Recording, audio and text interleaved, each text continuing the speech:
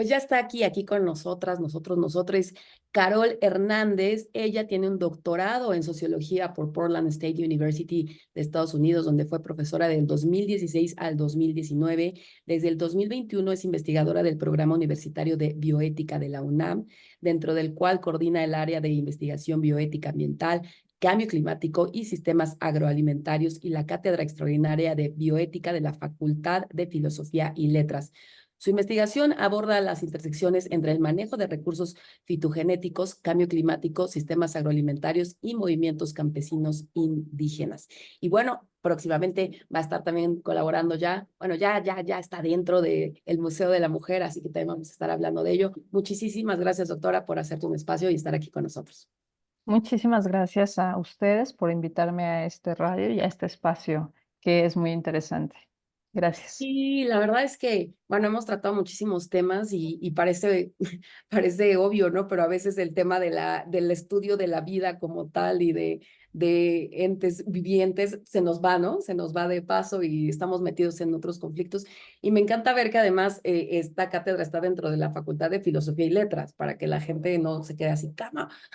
Entonces, pues para comenzar, explícanos, doctora, ¿qué es la bioética para que la gente que no tiene el conocimiento, que seguramente cuando lo escuchen van a decir, ¿no? Pero que nos cuentes generalmente qué es la bioética.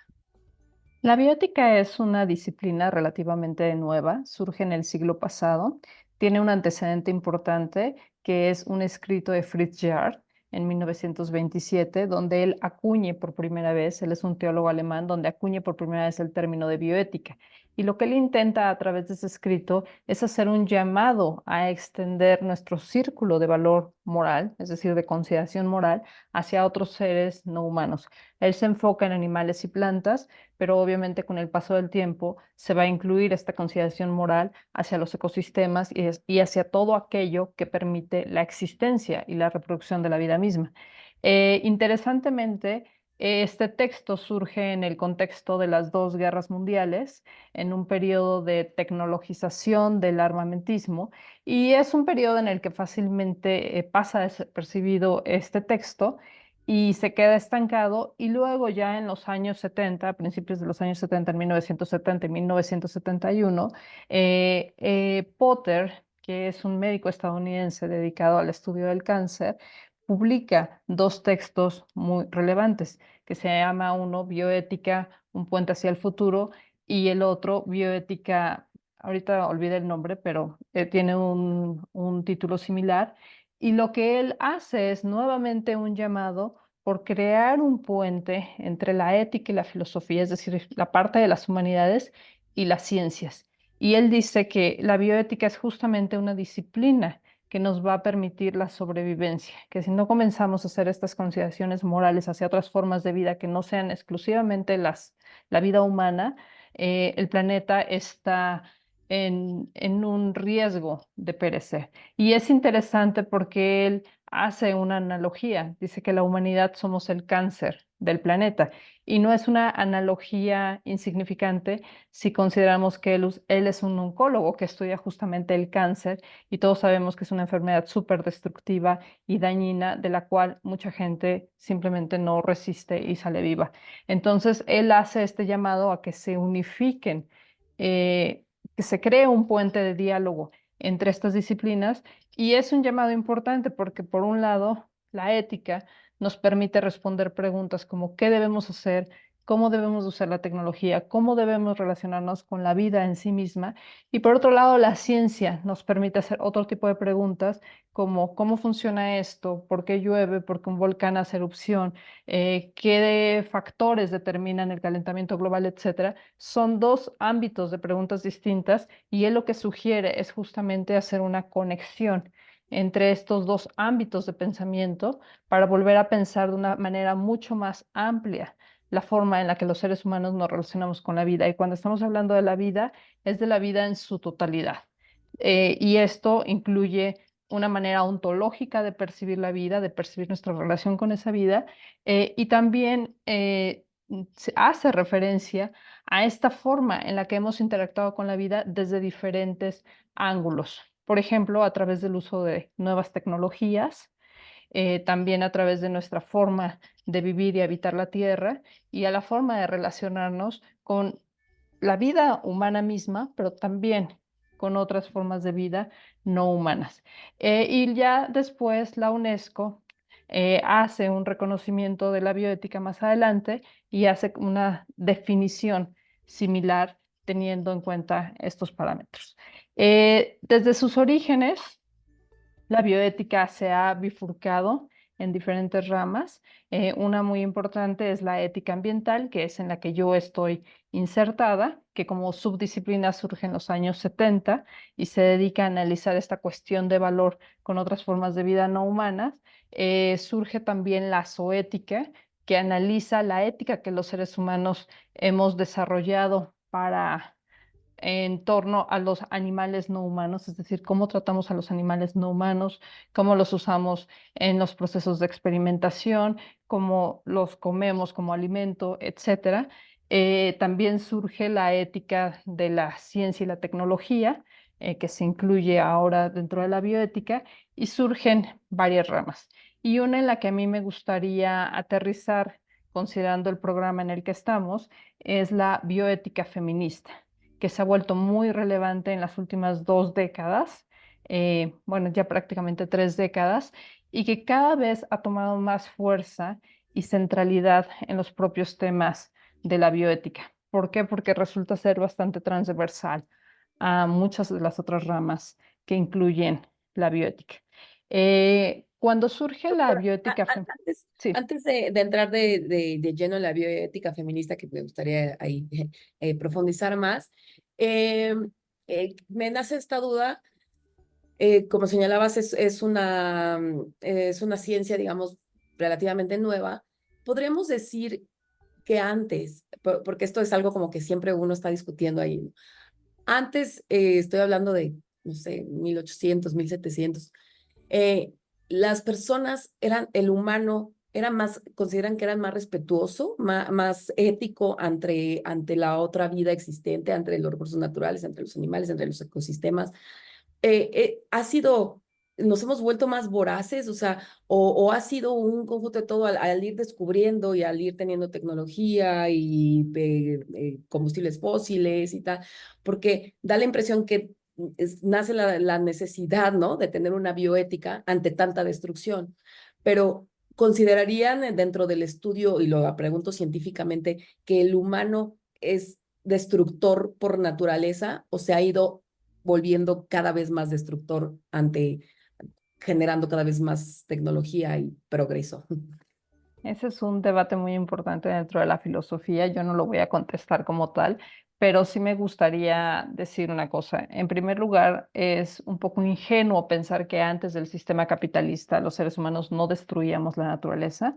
Teníamos otras formas de convivir con la naturaleza porque también teníamos otras técnicas y otras tecnologías que eran mucho menos impactantes de las tecnologías que tenemos actualmente, pero sí se ha documentado que incluso antes del capitalismo ya había un manejo muy importante sobre los recursos naturales y sobre la modificación de los paisajes. Y eso aplica para comunidades indígenas y para comunidades originarias y para los propios países o lo que después se vendrían a convertir como los países europeos. Lo que hace el capitalismo es hacer un incremento exponencial en varias áreas. Número uno, un incremento exponencial en el desarrollo de la técnica y la tecnología. Para eso la revolución de la ilustración es súper importante en la forma en la que entendemos el mundo y nos relacionamos con él. Por ejemplo, vamos dejando paulatinamente esta idea de la sacralidad de la tierra y de las relaciones con dioses y con fuerzas misteriosas o con un dios en el caso de la religión judeocristiana. Y vamos entendiendo que los seres humanos tenemos capacidades de entender el mundo que habitamos. Por ejemplo, dejamos de creer que la Tierra es el centro del universo y entendemos que el Sol es el centro del sistema en el que habitamos actualmente. Vamos entendiendo fenómenos naturales como la lluvia, las erupciones volcánicas, el cambio del clima, etcétera, cosas que antes podíamos llegar a asociar con cuestiones religiosas o mitológicas. Es decir, nuestro conocimiento científico sobre el mundo va cambiando radicalmente Y a eso se agrega también una transformación radical en nuestra técnica y en el desarrollo de tecnología. Y lo que hace el capitalismo es generar este proceso de crecimiento exponencial acelerado, tanto de tecnología como de producción, lo que requiere un mayor uso de los recursos naturales. Y luego, por supuesto, el siglo pasado ve o testifica un proceso de desarrollo tecnológico sin precedentes, con la creación, por ejemplo, de armamento, como lo que vimos en la Primera Guerra Mundial y luego en la Segunda Guerra Mundial, y con nuevas tecnologías que no tenían ningún precedente, como la bomba nuclear, la bomba de hidrógeno, y actualmente, por ejemplo, la inteligencia artificial. Entonces es un proceso combinado, donde tenemos una propia característica como seres humanos a relacionarnos con el medio ambiente, con los recursos naturales, donde vamos dejando atrás la idea de Dios y la idea de la religión, nos vamos enfocando más en la tecnología y en la ciencia y vamos desarrollando cada vez más tecnologías mucho más poderosas, y con el capitalismo cada vez nos enfocamos más en producir más y más y más y más. Y a partir de la década de los 80 sí se ve que estas tendencias son altamente destructivas e insustentables para el planeta y para nosotros mismos como una especie. Uy, pues sí, bueno, sin duda, como dices, es un debate muy, que no se puede responder ni mucho menos en 2 minutos, pero lo que sí es una verdad es que nunca se había visto tanta destrucción como ahora, ¿no? Esa sí es una verdad innegable por armamento, por combustibles, por tecnologías, y bueno, ahora con la inteligencia artificial, que si no es otro tema. Pero bueno, y ahora sí, entrando de lleno a la bioética feminista, que además siempre en Mujer Radial estamos tratando justo con especialistas como tú en diferentes temas, de, por supuesto, hacer entender que el feminismo no es un tema que va en contra per se de hombres o demás, que es muy lejano de eso, que es un tema de igualdad de oportunidades, que es un tema de vivir libre de violencia. Y el tema de estar libre de violencia parece mentira, pero a veces uno piensa en violencia, piensa en golpes, piensa en agresiones, ¿no? Y no piensa en la violencia que a veces estamos ejerciendo justo con esta destrucción hacia el planeta, ¿no? Que vaya, ahorita el tener tantas, ¿cómo le llaman? Las contingencias ambientales es un tema realmente violento para nuestra vida, ¿no? Ahorita yo vengo regresando del pediatra con mi bebé porque está totalmente llena de mocos y llevamos así 2 semanas y ya no sabemos qué hacer. Y es una forma violenta como estamos relacionándonos con el medio ambiente. Entonces, creo que creo que tiene mucho que ver por ahí también la bioética feminista, ¿no, doctora? Qué bueno que mencionas esto de la violencia, porque los que estudiamos cambio climático sabemos que la distribución de los impactos es desigual entre los sectores de la sociedad. Y las mujeres y los niños y las personas de la tercera edad son las personas más afectadas, y obviamente también la gente que se encuentra en los países del sur global. De hecho, hay estadísticas que sugieren que 80% de los muertos por cambio climático van a provenir de los países más pobres en el mundo, que menos impactan el medio ambiente. Y hay varias otras estadísticas que también se refieren a las mujeres. Y sí, estamos en una época sin precedentes, tanto en la crisis climática como en la crisis de la extinción masiva de especies, que es algo que ya se está estudiando. Estamos en la sexta extinción masiva de especies de origen antropogénico. Y una de las grandes preguntas en esta área es: ¿cuáles son las dinámicas que generaron esa crisis y cómo se distribuyen los beneficios y los costos de esa destrucción masiva de los recursos naturales, de los ecosistemas y de otras formas de vida? Y ya aterrizándolo al tema de la bioética feminista, también me gusta esta idea de que la violencia muchas veces la entendemos como una agresión física brutal, y mientras no se dé esa agresión física brutal, pareciera que todo lo demás no es violencia, o es otro grado de violencia, o otro tipo de violencia, o no es tan violento. Y justamente la bioética feminista hace mucho énfasis en discutir otras formas de violencia que parecieran muy sutiles. Por ejemplo, en sus orígenes en los años 80, 90, algo que criticaban mucho las feministas de la bioética, insertas en la bioética, eran estas relaciones con los sistemas de salud y con las nuevas tecnologías. Por ejemplo, cómo se hacía investigación médica sin incorporar a mujeres en los estudios, cuando muchas veces los estudios estaban enfocados en tratar problemas que eran femeninos, ¿no? Y muchas investigaciones se hacían, particularmente en los cuerpos de los hombres, ¿no? Digo, no para enfermedades femeninas exclusivamente, pero muchas enfermedades se estudiaron en cuerpos masculinos y luego los resultados se generalizaron tanto al cuerpo masculino como al cuerpo femenino. Eso es un tipo de violencia. Otro tipo de violencia que se estudió mucho era toda la violencia que sufrían las mujeres a través del sistema de salud, no solamente por el desconocimiento del cuerpo femenino, sino también por la imposición médica a remedios y a diagnósticos que que se imponían en nuestros cuerpos. Por ejemplo, toda esta violencia obstétrica, cómo debes de tener el embarazo, cómo debes de tener el parto. Ya sabemos que México es uno de los países con un alto índice de cesáreas cuando no son necesarias y cuando en otros países como el propio Estados Unidos el número de cesáreas es muchísimo más reducido. El tema, por ejemplo, de la lactancia versus la fórmula ha sido un gran debate que las feministas han tenido que impulsar hacia adelante porque automáticamente esta idea de que la fórmula era mucho mejor que la leche materna, era prácticamente ahora se ve como una imposición hacia el cuerpo femenino, hacia la forma de maternar, incluso temas como debes o no dormir con tu bebé, debes de abrazarlo mucho o no abrazarlo mucho porque se va a volver un bebé dependiente de ti y llorón. Es decir, muchas cosas que conciernen a la mujer y a la relación con su propio cuerpo y con el cuerpo de su bebé pasan generalmente a través de la mirada médica. Y por supuesto que uno siempre está en la posibilidad de desobedecer esa mirada médica, pero se ha estudiado ampliamente que las mujeres pues están en una situación de vulnerabilidad durante el embarazo y es difícil negarte o por lo menos rechazar completamente los juicios, que muchas veces son juicios de valor por parte de los médicos. Entonces, es un tema complicado. Otro tema que también se trató mucho desde la bioética feminista es el tema de la reproducción, y lo cual incluye, por supuesto, el aborto, y dentro del aborto el tema de la laicidad del Estado, es decir, el Estado debe ser laico o no debe ser laico, y por supuesto que la bioética defiende un Estado laico. Y aquí es muy interesante porque la Universidad de México, la Universidad Nacional Autónoma de México, definitivamente está en una posición de defender una bioética laica, pero Claro. justamente la bioética se ha caracterizado en muchos otros países, sobre todo de América del Sur, por ser una bioética religiosa. Entonces, con mayor razón se interviene todavía más en estos temas de favorecer o no favorecer el aborto o de determinar quién tiene derecho a decidir si las mujeres deben o no deben abortar o si pueden o no deben de abortar y bajo qué condiciones. Entonces, la bioética feminista, En Latinoamérica, ¿la bioética tiene tintes religiosos?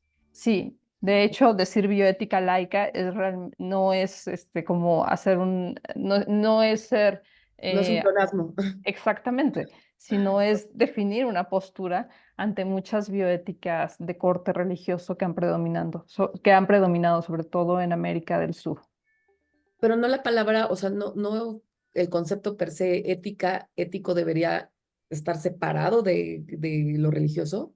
Lo que pasa es que la ética lo que estudia es nuestros sistemas morales y nuestros sistemas morales han estado muy Claro. marcados por la religión. Entonces Sí, la religión de manera práctica ha estado súper insertada en el diseño de nuestros sistemas morales.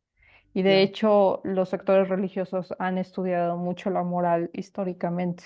Y la filosofía también, mucha filosofía se ha hecho desde una perspectiva religiosa, pero no en la universidad, no Claro, en la no, UNAM. pues. Sí. Y bueno, y entonces dentro de estas ramas de la propia bioética feminista que tiene muchas, o es que muchísimas áreas de trabajo, tú en específico, ¿en qué te especializas dentro de la bioética feminista?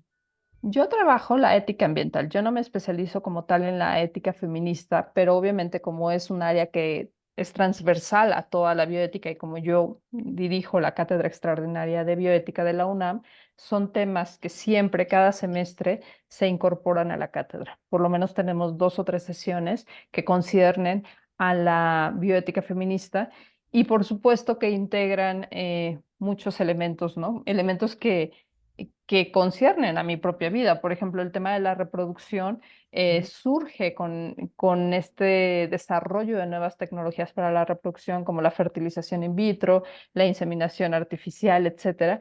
Y yo, por ejemplo, en mi propia vida, yo tengo un hijo resultado de la inseminación artificial.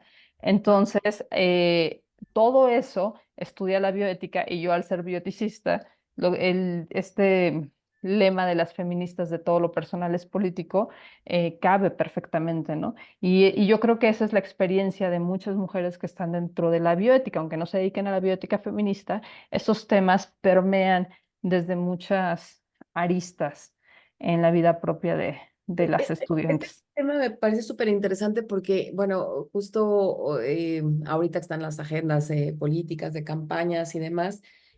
Bueno, yo y otro grupo de mujeres acá desde Ni Una Menos y desde otros colectivos y colectivas, eh, decimos, bueno, porque sí se ha trabajado mucho en México, la que mucho, aunque no lo crean, a mí me tocó cuando cambió la legislación y se despenalizó el aborto en la Ciudad de México y todo esto y demás. Y sin embargo, ahora a mí me nace como el contrario, es bueno, sigamos en esa lucha porque desgraciadamente no en todo el país, incluso estando las leyes, no se respetan, o el tema de enfrentarte a médicos hombres con esa visión masculina patriarcal que te revictimizan, etcétera. Pero más allá de eso, yo digo, bueno, creo que ahora también se debería dar un giro. Hoy por hoy sabemos que muchísimas mujeres, por el tema laboral, por el tema de la crianza, tal, están prolongando, están aplazando más su maternidad. Y ahora resulta que yo te puedo decir, cercanas mínimo, tengo 8 amigas que pues ya tienen mi edad y ahora no pueden tener hijos naturalmente o les está costando mucho trabajo. Y el Estado tampoco tiene ningún apoyo para eso. Entonces ahora por un lado es más fácil, bueno, por lo menos en la Ciudad de México, tener una interrupción de embarazo que tener un apoyo para poder, como en tu caso, ser madre a través de una inseminación artificial y de estos procesos.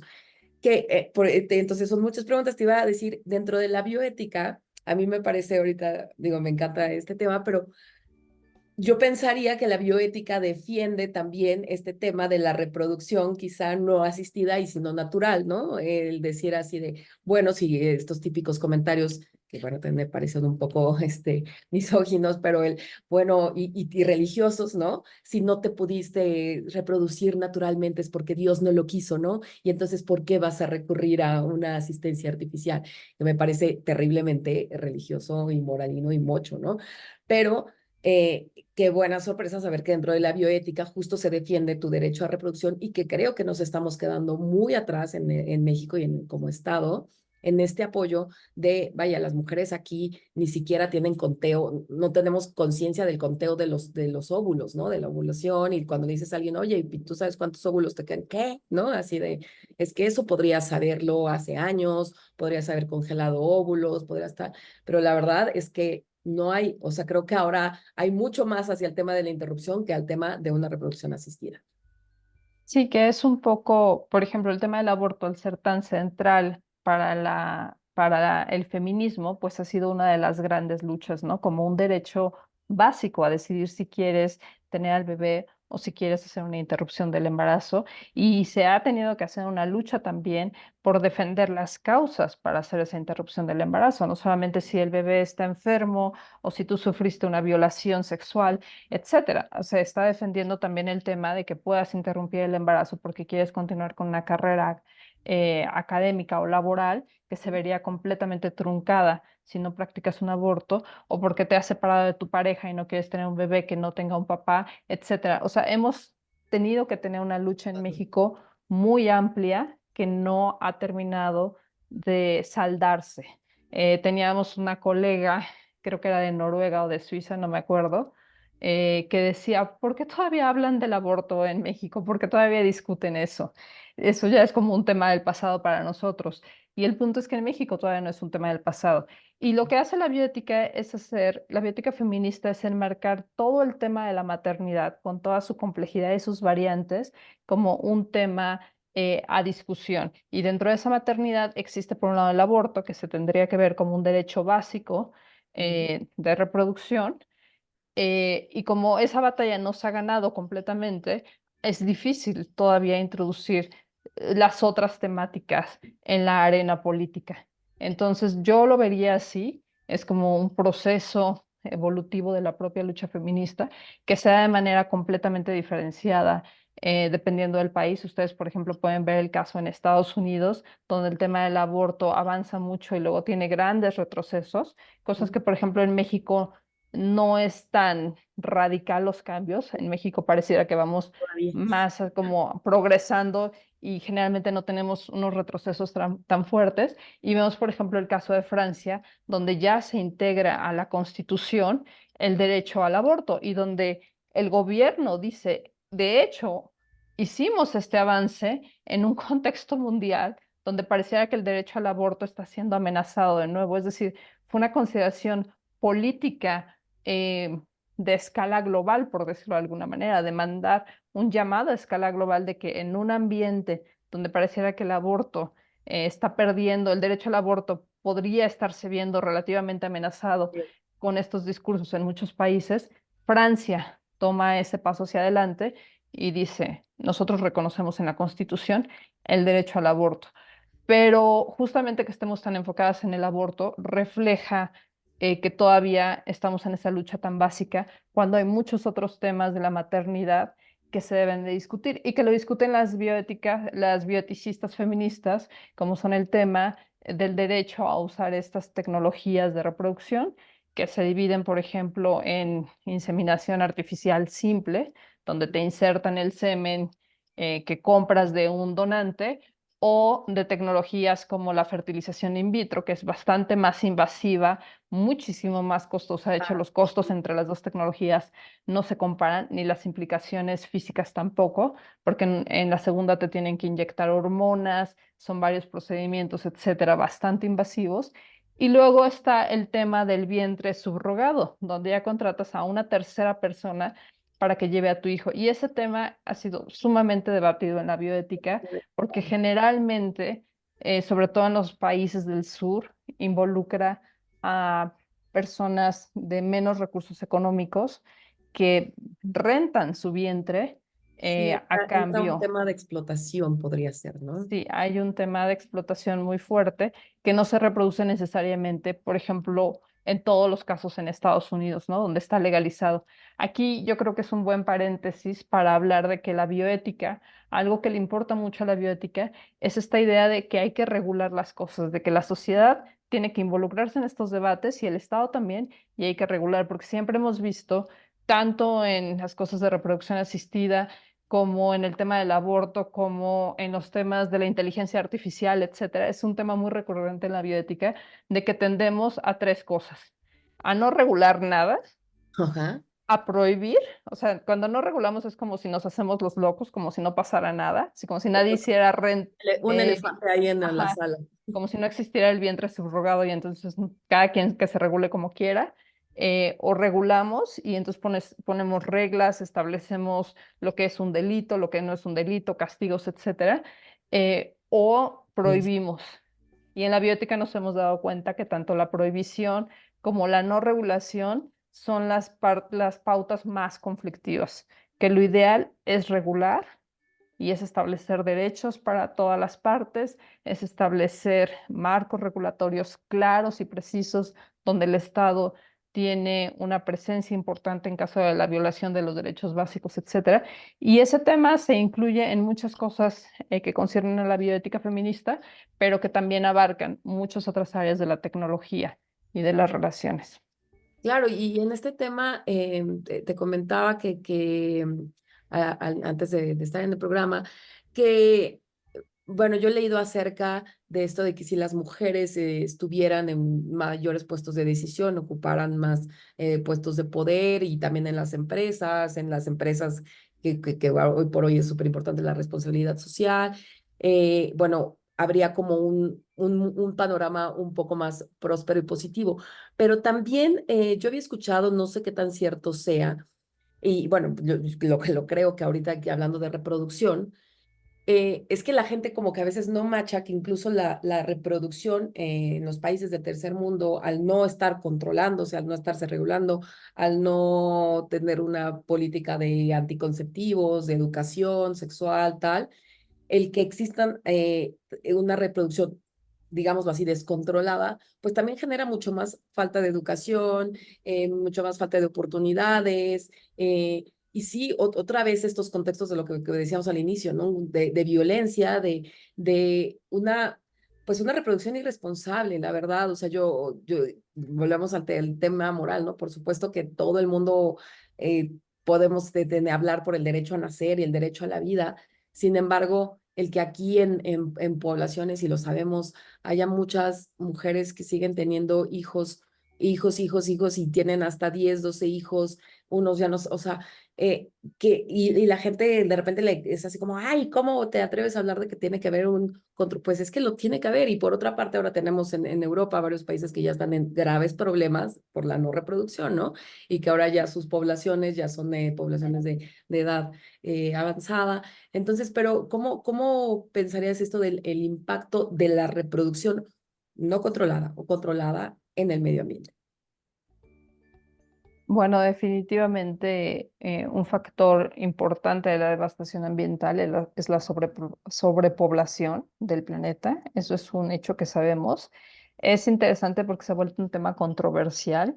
Esto muy abiertamente se planteaba en los años 70, es decir, como no podemos extendernos más. O sea, el planeta es limitado, los recursos naturales son limitados, pero comenzaron a surgir contradebates diciendo, bueno, pero exactamente quién tiene derecho a reproducirse y quién no tiene derecho a reproducirse. La gente rica tiene derecho a tener 5 hijos y la gente pobre tiene que tener un hijo o no tener ningún hijo. Entonces comenzaron a ver como estas ideas, un poco como si tuvieran un corte racial o de clase social detrás. Y es interesante porque eso frenó un debate importante, o sea, en vez de que el debate se moldeara y ajustara a estas dos perspectivas de la vida, se puso como un stop al debate y entonces ya como se volvió como políticamente incorrecto decir que debía de haber control de la natalidad, ¿no? Lo cual es muy interesante para los que estudiamos cambio climático y obviamente pues se enfocan, hay también partes dentro del debate que también pueden manejarse de manera controversial y que tienen también razón de ser. Por ejemplo, el hecho de que no todos los seres humanos contaminamos e impactamos el planeta de la misma manera. Sabemos que un estilo de vida como el de los estadounidenses tiene un impacto muchísimo mayor que el de la vida de la gente en África, por ejemplo. Esos serían como dos grandes contrastes, ¿no? Estoy de Entonces, acuerdo. aunque sea mucha más población la que pueda vivir en el continente africano, de la que pueda vivir en un país como Estados Unidos se constituye actualmente como el país históricamente más contaminante del planeta.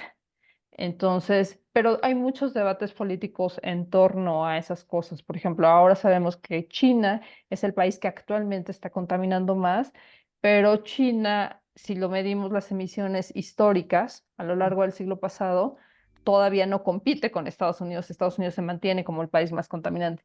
Pero todas estas cosas siempre entran al debate. Si dices algo en contra de China, estás diciendo, estás teniendo opiniones anti-chinas.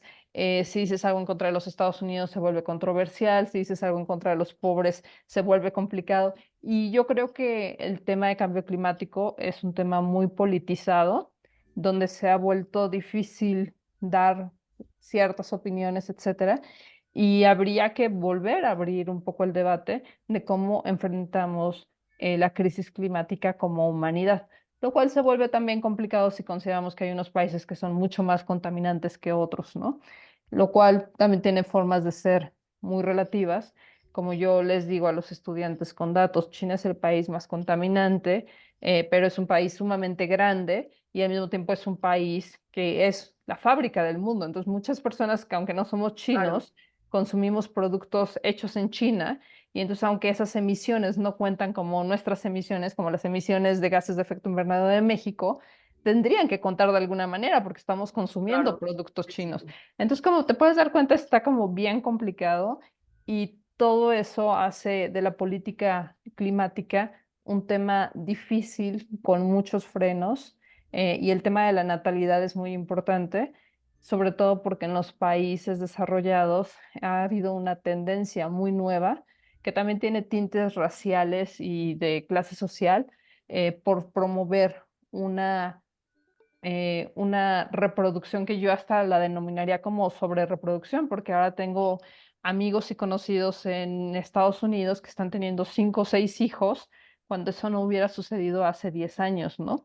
¿Sí? Pero que sí, hay muchos, amigos hippies que tengo Ah, que ok, tienen ajá, sí, de 5 esa nueva tendencia hijos. igual, ¿no? De que dejar que la vida fluya, ¿no?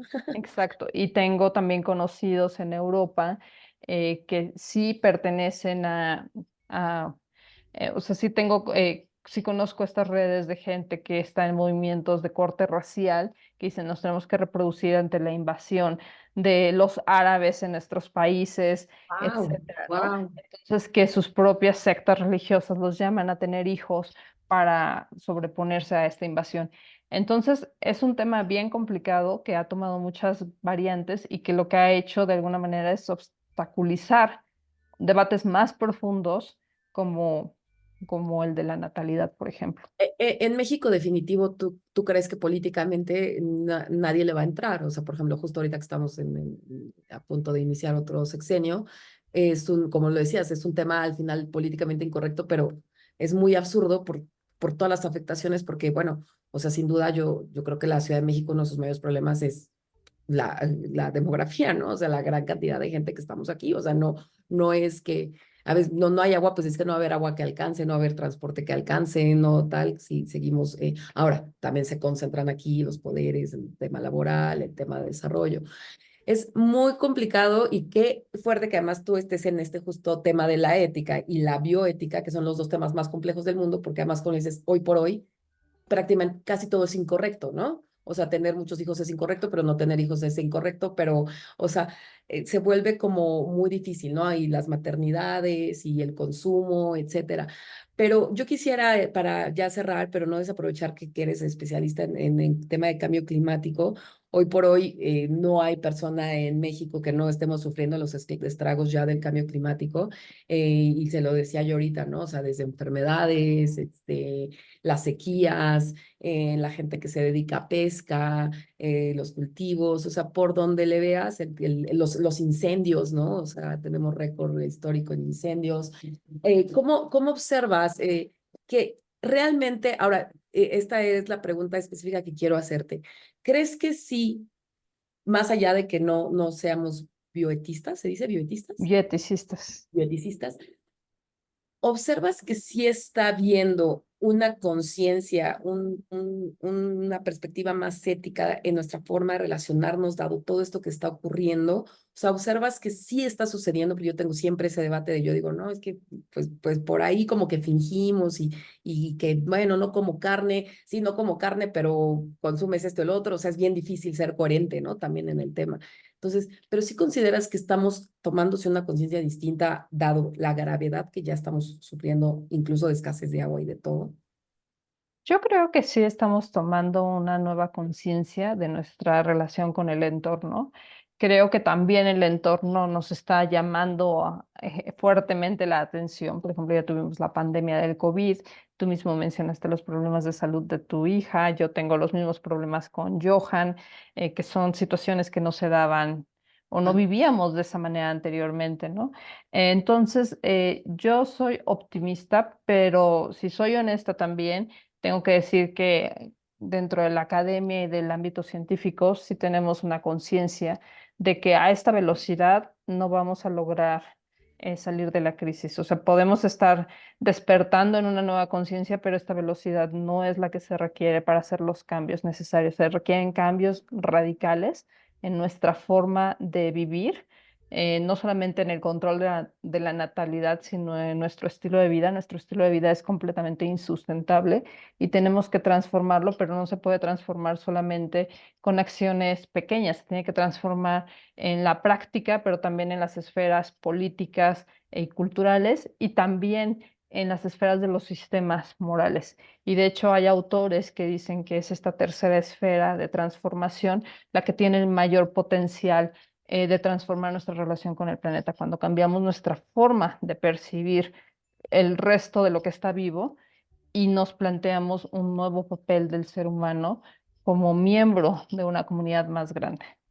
Carol, si pudieras mencionarnos nada más, ahora sí que no nos dejes así, pum, ahí pensando, dos, tres formas que, digo, más allá, ¿no? De las cotidianas, de, pues sí, uno usa más transporte público, usa bicicleta, camina, tal, pero, o sea, tres cambios que a lo mejor incluso tú, o justo como estudiante de bioética y como especialista y demás, que digas, es que esto sí o sí, ya lo tendremos que estar haciendo ahorita porque aunque suene a choro y aunque suene a amenaza, ya no hay tiempo.